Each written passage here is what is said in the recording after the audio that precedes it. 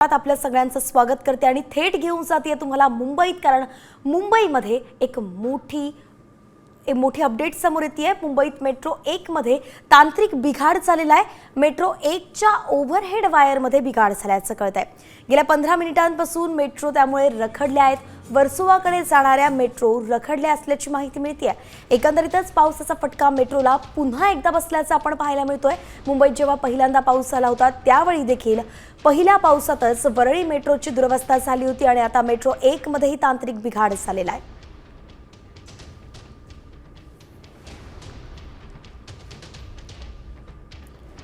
तर राज्यभरासाठी पुढचे 24 तास अगदी धोक्याचे आहेत। कोल्हापूर जिल्ह्यात मुसळधार पाऊस सुरू आहे। करवीर तालुक्यातील शिंगणापूर बंधारा त्यामुळे पाण्याखाली गेलाय। पंचगंगा नदीची पाणी पातळी झपाट्याने वाढते आहे आणि म्हणून नदीकाठच्या सगळ्या गावांना सतर्कतेचा इशारा देण्यात आलेला आहे।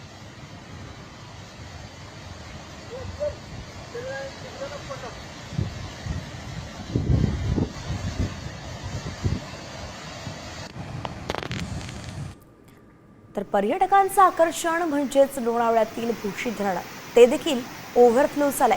गेल्या 3 दिवस तुफान पाऊस कोसळतोय। गेल्या 24 तासांतर 143 मिलीमीटर पावसाची नोंद झाली आहे आणि म्हणून भुशी धरण ओव्हरफ्लो झालंय। यंदा आतापर्यंत 791 मिलीमीटर पाऊस कोसळलाय। गेल्या वर्षी आजच्याच दिवसापर्यंत हा आकडा होता 303 मिलीमीटरचा, म्हणजे गेल्या वर्षीच्या तुलनेत 448 मिलीमीटर अधिकचा पाऊस झालाय।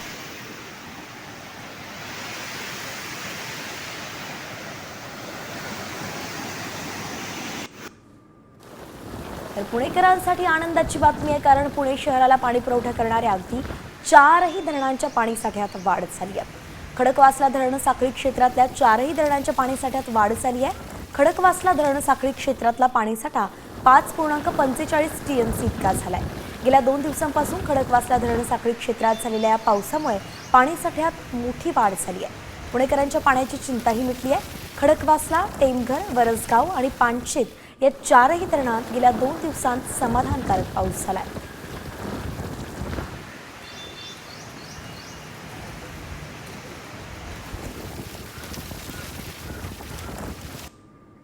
बातमी पुण्यातूनच आहे। पावसामुळे कोथरूड इथल्या सीतान्नपूर्णा या सोसायटीच्या पार्किंगमध्ये मोठ्या प्रमाणात पाणी साचलंय। सोसायटी धारकांची यामुळे मोठी गैरसोय होतीये। सोसायटी लगतच्या दुकानांतही पाणी गेलेलं आहे, म्हणून पावसाचा फटका या सोसायटीला बसल्याचं कळतंय। ड्रेनेज लाईन तुंबली आहे, त्यामुळे सगळं ड्रेनेजचं पाणी या सोसायटीत शिरलंय। महानगरपालिका प्रशासनाने यावरती योग्य नियोजन करावं अशी मागणी नागरिक करतायत।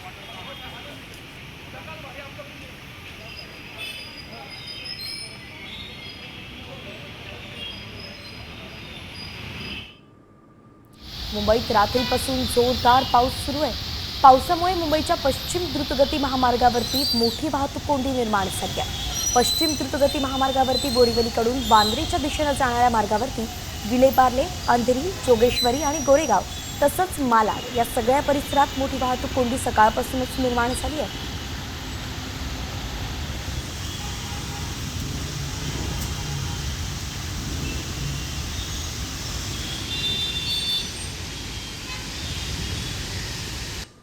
गेल्या 24 तासामध्ये मुंबईत पावसानं जोरदार बॅटिंग केलेली आहे। अगदी 150 मिलीमीटर पाऊस कोसळलेला आहे। गेल्या 24 तासातली आकडेवारी आहे।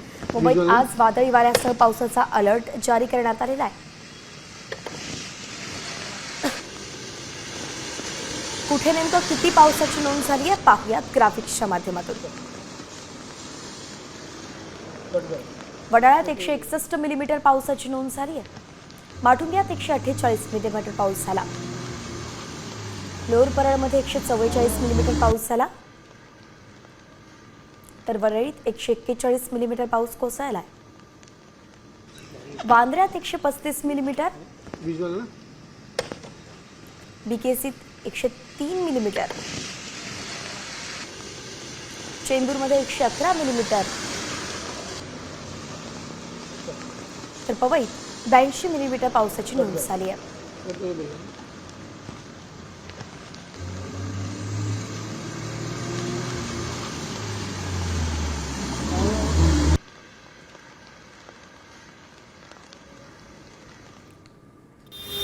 ठाण्यामध्ये मुसळधार पाऊस सुरू आहे। वंदना डेपो परिसरातील रस्ता त्यामुळे पाण्याखाली गेल्याचं आपण पाहतोय। इथल्या नागरिकांना याच पाण्यातून ती गुडघाभर पाण्यातून त्यांना प्रवास करावा लागतोय। चारचाकी वाहनांनाही यातूनच मार्ग काढावा लागतोय। रस्ताही दिसत नाहीये आणि अशात नागरिकांची याच रस्त्यावरून जातानाची ही कसरत आपण पाहतोय।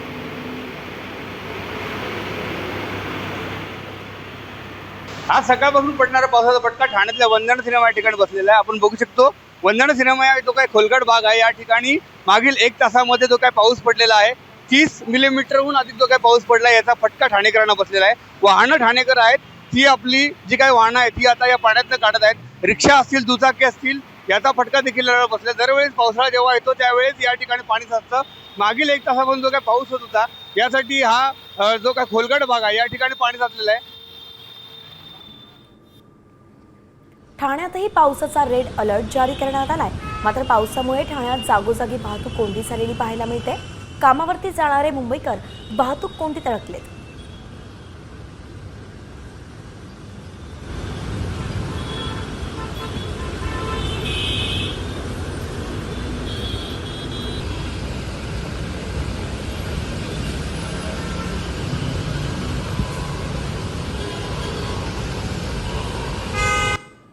कोकणात तर पावसानं थैमानच घातलेलं आहे। गुहागर, संगमेश्वर, राजापूर आणि खेड तालुक्यातली संपूर्ण दृश्य आपण पाहतोय।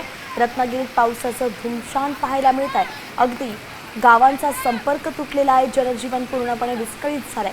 संततधार पाऊस कोसळतोय त्यामुळे जगबुडी, नारंगी, शास्त्री नद्यांना पूर आलाय आणि या पुरामुळे अनेक व्यापाऱ्यांच्या दुकानांमध्ये, नागरिकांच्या घरामध्येही पाणी शिरलेलं आहे।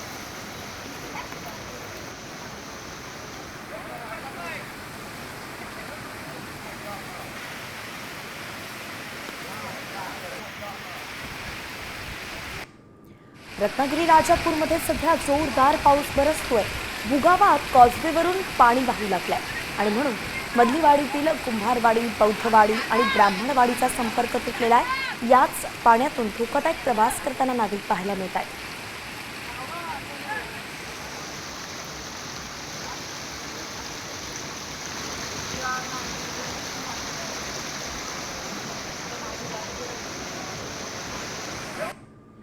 रत्नागिरीच्या खेडमध्ये मुसळधार पाऊस कोसळतोय। जगबुडी आणि नारंगी नद्यांना पूर आल्यामुळे जनजीवन विस्कळीत झालंय। खेडच्या मटण मार्केट परिसरात जगबुडी नदीच्या पुराचं पाणी शिरण्यास सुरुवात झाली आहे। खेड नगर परिषद प्रशासन आणि तालुका आपत्ती विभागाकडून नदीकाठच्या नागरिकांना सतर्कतेचा इशारा दिला गेला आहे।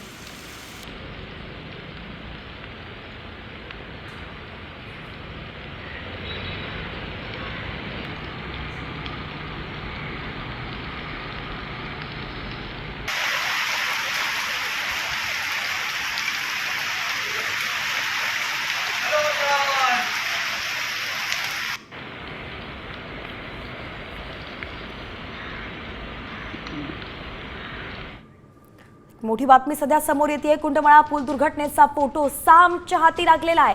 कुंडमळा पूल दुर्घटनेत 4घांचा मृत्यू झालेला आहे आणि आपण पाहतोय की या दुर्घटनेचा फोटो एक्सक्लुसिव्हली साम टीव्हीच्या हाती आलेला आहे। ही दृश्य आपण पाहतोय।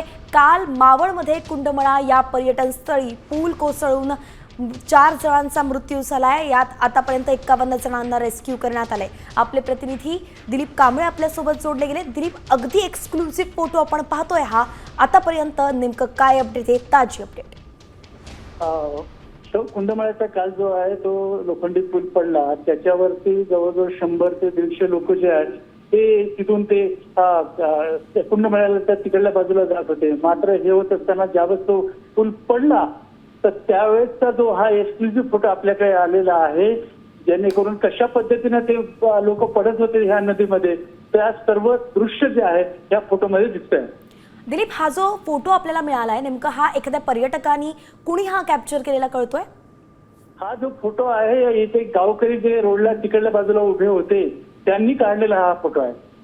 हा जो फोटो दिसतोय यामध्ये अगदी दिसतंय की हा पूल जो आहे त्याचे 2 तुकडे झालेत आणि किती मोठ्या प्रमाणात यात लोक होते। अर्थातच कारण समोर येतंय की ओव्हरलोड झाल्यामुळेच हा पूल कोसळलाय। हो हो, बरेचसे इथले नागरिक पण मागे सांगत होते, काल पण सांगितलं तहसीलदारांनी मोठ्या प्रमाणात 100 ते 150 लोक ज्या तिथे आले तर त्यावेळेस तो सेल्फी काढण्याच्या नादात लोक त्या मध्यातल्या पॉइंटवर येतात आणि त्यावेळेस तिथे जास्त गर्दी झाली, त्याच्यामुळे हा पूल पडला असेल असं सांगितलेलं आहे. तर आता सध्याची तिथली परिस्थिती काय कुंडमळ्यावरची? तिथे अजूनही पर्यटक येत आहेत का? नाही, आता सर्व पूल तो तुटलेला आहे, त्याच्यामुळे जे वाहून गेले काही लोक, याचं सगळं जे आहे ते रेस्क्यू टीम जे आहे, एनडीआरएफ असेल किंवा शिवदुर्ग असेल, हे सर्व आता इथं सर्व ते चेकिंग करत आहे सर्व नदीची. मग सध्या तिथलं पर्यटन बंद आहे? हो, तर पर्यटन सर्व बंद आहे. आणि स्थानिकांचं सध्या काय म्हणणं आहे नेमकं? कारण की 2 वर्षांपूर्वीच प्रशासनानं इथे पाटी लावली होती की हा धोकादायक पूल आहे, मात्र पावलं कुठलीच उचलली नाही आणि अशात कळलं की 8 कोटींचा निधी सुद्धा यासाठी मंजूर झाला होता, मात्र पूल बांधलाच गेला नाही.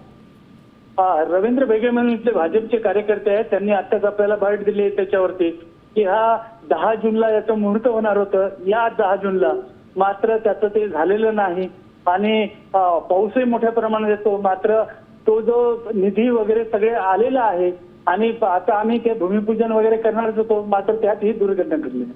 अशात ही दुर्घटना जी घडली आहे, आता कुंडमळा या ठिकाणी पर्यटक येत असतात, हमखास येतात, पाऊस सुरू झालाय, आज मात्र इथे पर्यटन बंद आहे. नेमका किती फटका बसू शकतो इथल्या पर्यटन व्यवसायाला? इथे व्यवसाय केला जात नाही, इथे फक्त ह्या रोडवरून फक्त हे जे आहे मधात जो पूल आहे तोच फक्त पडलेला आहे. अच्छा, मग सध्या इथे आपण पाहतोय की एनडीआरएफ आणि इतरही अजूनही टीम तिथे आहेत आणि शोधकार्य सुरूच आहे. हो, शिवदुर्ग आहे इथे, त्याच्यानंतर एनडीआरएफ आता इथे उभ्या आणि सर्व जे आहे त्यांच्या बोटी, हे सर्व नदीचे दोनही जे काठ आहेत ते आता सर्व चेकिंग चालू आहे.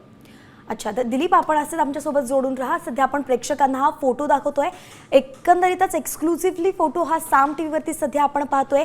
ज्या क्षणी काल पूल कोसळला होता त्या क्षणी पुलावरती किती मोठ्या प्रमाणात लोक होते हे यातून स्पष्टपणे दिसतंय. खरं तर हा पूल अतिशय निमुळता आहे, फक्त पायी जाण्यासारखाच पूल आहे, मात्र या पुलावरून अगदी गाड्या देखील जात होत्या आणि अशात लोक देखील होते. 100 ते 150 लोक साहजिकच या पुलावरती तेवढ्या एका पट्ट्यात होते. जो पट्टा कोसळलाय, 2 तुकडे या पुलाचे ज्या पट्ट्यामध्ये झाले त्या पट्ट्यातली दृश्य आपण सध्या पाहतोय. तिथल्या स्थानिकांनी, पर्यटकांनी हा खरं तर एक फोटो कॅप्चर केलाय जो एक्सक्लुझिव्हली साम टीव्हीच्या हाती लागलेला आहे आणि आपण पाहू शकतोय मोठ्या प्रमाणात लोक या ठिकाणी होते.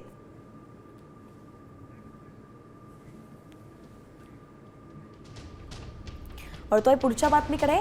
फादर्स डेलाच चिंचवडच्या बाप लेकावरती काळानं खाला घातलेला आहे. इंद्रायणी नदीवरील कुंडमळा पूल दुर्घटनेत रोहित माने आणि विहान माने या दोघांचाही मृत्यू झालाय. शमिका माने गंभीर जखमी झाल्याचं कळत आहे. त्यांच्यावरती एका खासगी रुग्णालयात उपचार सुरू आहेत. रोहित माने एका नामांकित कंपनीत IT अभियंता होते, तर रोहित माने आपली पत्नी शमिका आणि मुलगा विहान यांच्यासोबत कुंडमळा परिसरात पर्यटनासाठी गेले होते, मात्र पूल दुर्घटनेत दोन्ही बाप लेकांचा बळी गेलाय. काळाने असं त्यांच्यावर घाला घातलेला खरं तर अतिशय दुर्दैवी घटना आहे. म्हणजे पण मला एक त्या निमित्तानं आपल्या माध्यमातून सर्वांना सांगायचं आहे की प्रशासन असेल, पोलीस शेवटी करणार काय, त्यांनी वारंवार सूचना देऊन आपण मौत का कुवा म्हणतो आपण, त्या ठिकाणी आपण जायचं आणि आनंद, अशा प्रकारचा आनंद काय उपयोगाचा आहे की त्या आयुष्यभर ह्या सगळ्या वेदना भोगाव्या लागणार आहेत. मी नम्र आव्हान करतो सर्वच नागरिकांना की अशा ठिकाणी जाऊच नाही आपण, जाण्यासारखी अनेक ठिकाणं आहेत. अशा पद्धतीने आपल्याला मी आवाहन करतो. मोठी बातमी समोर येते. इंद्रायणी नदीवरील पुलाच्या कामासाठी 8 कोटींचा निधी मंजूर केल्याचा दावा सरकारकडून करण्यात येतोय, मात्र पुलाच्या कामासाठी 8 कोटी नव्हे तर फक्त 80,000ची तरतूद केल्याचा दावा संजय राऊतांनी केलेला आहे. पत्रकार परिषदेत राऊतांनी हा मोठा दावा केलाय. तत्कालीन सार्वजनिक बांधकाम मंत्री रवींद्र चव्हाण यांचं पत्र त्यांनी दाखवलंय आणि राऊतांनी दाखवलेल्या पत्रात अवघ्या 80,000ची तरतूद केल्याचं पाहायला मिळत आहे. अतिशय मोठी बातमी आपण पाहतोय. 8 कोटींवरून थेट 80,000 मंजूर करण्यात आल्याचा धक्कादायक दावा राऊतांनी केलाय. 8 कोटीचं काम आहे असं मी ऐकलं, पण पत्रावर सही आहे 80,000. हे पहा, म्हणजे आपण कोणत्या कागदावर सही करतो आहोत, म्हणजे किती गांभीर्य आहे अशा काम. 80,000च्या पत्रावर रवींद्र चव्हाण यांनी केलेली सही आहे, आपण पाहू शकता. म्हणून मी अनेकांना आकडा दाखवला. माझं तर काय चष्म्याचा नंबर बदललेला नाही ना. एक मंत्री सही करतोय इंद्रायणी नदीच्या पुलावर बांधकाम करण्यासाठी. एकंदरीतच या कामातही घोटाळा झाल्याचं आता समोर येत आहे। तर याच दुर्घटनेवरून मनसे अध्यक्ष राज ठाकरेंनीही फडणवीस सरकारला धारेवरती धरलंय। पूल धोकादायक होता, प्रवेशबंदी का केली नाही? जुना पूल पाडून नव्यानं पूल का केला नाही? प्रत्येक घटनेनंतर सरकारची ठराविकच प्रतिक्रिया असते, असं ट्विट करत राज ठाकरेंनी सरकारला धारेवरती धरलंय। पाहूयात की काय ट्विट केलंय राज ठाकरेंनी। पूल धोकादायक होता तर प्रवेशबंदी का केली नाही? पूल धोकादायक होता तर नव्यानं पूल का झाला नाही? प्रत्येक घटनेनंतर सरकारची एकच ठराविक अशी प्रतिक्रिया येते,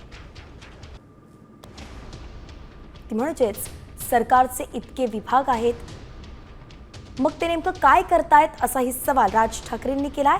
त्यांनी संताप व्यक्त केलाय। तुमच्या सत्तेच्या अनुभवाचा राज्याला नेमका काय उपयोग होतोय हेही सांगा, असा संताप राज ठाकरेंनी उपस्थित केलाय। राज्यातली परिस्थिती आपण पाहिली, अनेक अपडेट्स जाणून घेतल्या। आता थोडं राज्याच्या बाहेर जातोय, कर्नाटकात आपण जातोय। कर्नाटकात मुसळधार पावसामुळे भिंत कोसळली आहे। मंगळुरूमध्ये ही धक्कादायक घटना घडली आहे, ज्याची दृश्य सामवरती आपण पाहतोय। भिंत कोसळली, त्याचा फटका विद्युत खांबाला बसला आणि दोन्ही जणांचा अशा प्रकारे हा जो अपघात झालाय त्याची दृश्य सीसीटीव्हीत कैद झालेली आहे। भिंतीसह विजेचा खांबही कोसळलाय आणि या दुर्घटनेत 10 वर्षांच्या चिमुकलीचा मृत्यू झालाय।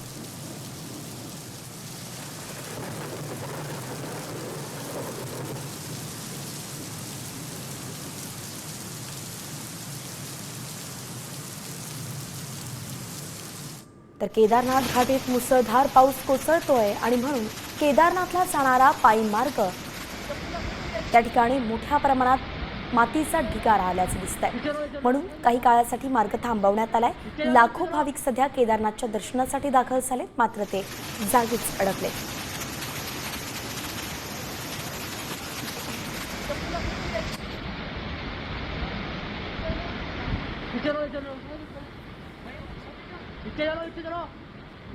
एका माकडानं 500 रुपयांच्या नोटा उधळल्यात। एका पर्यटकाच्या हातातून 500 रुपयांच्या नोटा या माकडानं हिसकावून घेतल्या आणि त्या उधळल्या। झाडावर चढून एक एक करून त्या नोटा त्यांनी खालीही फेकल्यात।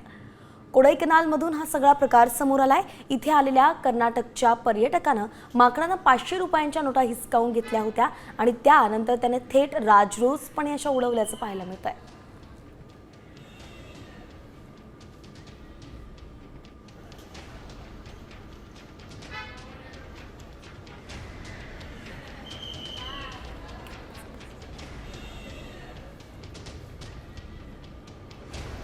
पुण्यामध्ये भटक्या कुत्र्यांनी 2 लहान मुलांवरती हल्ल्याचा प्रयत्न केलाय आणि यात एक मुलगा किरकोळ जखमी झालेला आहे।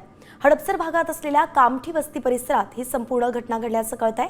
रस्त्यानं जाताना भटक्या कुत्र्यांनी 2 मुलांवरती हल्ला केला। हल्ल्याचा प्रयत्न खरं तर त्यांनी केला होता, ती दृश्य कैद झाली आहे सीसीटीव्हीत। या भटक्या कुत्र्यांचा बंदोबस्त करावा अशी मागणीच ग्रामस्थ करतायत।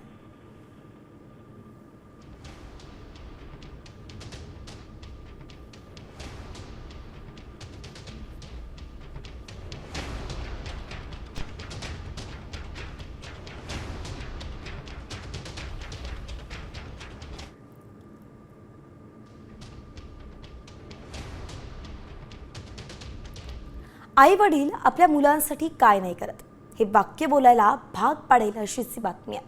वसईतल्या एका पालकानं मुलाच्या शाळेच्या पहिल्या दिवशी नेमकं काय केलंय पहा। मुलाचा शाळेचा पहिला दिवस आठवणीत राहावा यासाठी या वडिलांनी कमालीची कल्पना लढवली आहे। आपल्या मुलाला चक्क रोल्स रॉयस या महागड्या गाडीतून शाळेत सोडलंय। पेशानं शिक्षक असलेले वडील नवीत भोईर यांनी चक्क मुलाला शाळेत सोडण्यासाठी रोल्स रॉयल्स गाडी आणि त्यासोबत 5 गाड्यांचा ताफा घेऊन मुलाला शाळेत सोडलाय। सर्व गाड्यांना सजावट करण्यात आली होती आणि या व्हिडिओची सध्या सोशल मीडियावरती तुफान चर्चा आहे।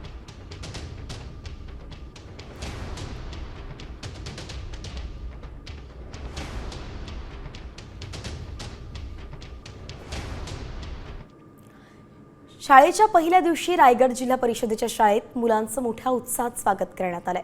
आज शाळेचा अर्थातच पहिला दिवस आहे। माणगाव तालुक्यातील उणेगाव या गावातील आदर्श शाळेनं एका अनोखी परंपरा जपली आहे। शाळेत प्रवेश करण्यापूर्वी कंगोशातील विद्यार्थ्यांनी लेझीम खेळत दिंडी काढली. त्यानंतर प्रवेशद्वारावरती औक्षण करण्यात आलं.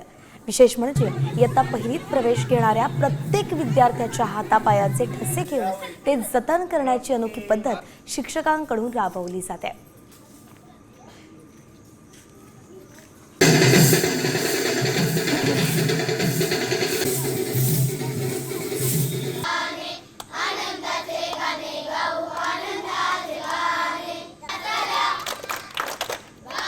दोन मिनिटं.